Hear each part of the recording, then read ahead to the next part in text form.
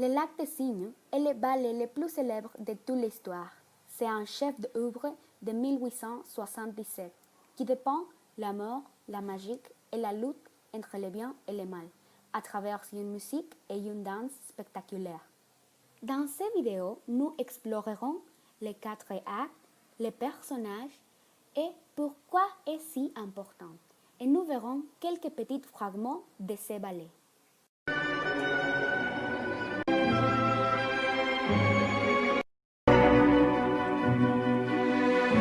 Acte 1. Jardin du château du prince Siegfried. Nous célébrons le 21e anniversaire du prince Siegfried. La reine et le prince se disputent car il va bientôt devoir choisir une épouse. Pour se détendre, le prince décide d'aller à la chasse. Acte 2. La rive du lac. Dans la forêt, le prince rencontre Odette, une fille moitié cygne, moitié femme, la reine des cygnes. Odette lui dit qu'un sorcier, von Rothbart, lui a jeté un sort et qu'elle ne se transforme en fille qu'entre minuit et l'aube.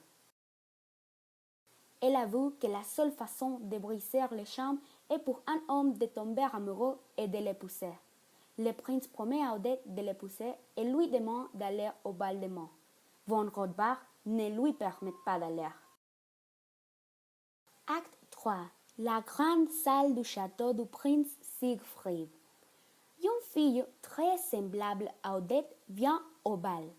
Mais ce n'est pas Odette, c'est Odile, la fille de von Rothbart. Odile parvient à tromper Siegfried et ils font des compromis. Von Rothbart a maintenant tous les pouvoirs et la vraie Odette a tout vu de la fenêtre, incapable de l'arrêter. Acte 4. Le bord du lac. Odette revient inconsolable au lac.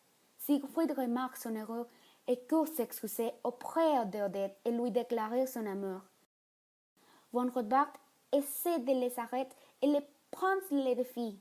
Après un combat intense, Siegfried est victorieux grâce à son amour pour Odette. Pour conclure, je vais vous dire que le ballet est l'œuvre théâtre qui vous montre que vous n'avez pas besoin de parler pour raconter une histoire et nous transporter dans un autre monde. Avec de la musique et de la danse, c'est suffisant. Croyez-le ou non, la première fois qu'il a été présenté, il n'a pas été accepté par le public. Heureusement, les créatures n'ont pas abandonné sa mission et ont fait profiter le monde de ces chefs d'œuvre. Il y a des gens qui croient que l'histoire est trop folle et magique.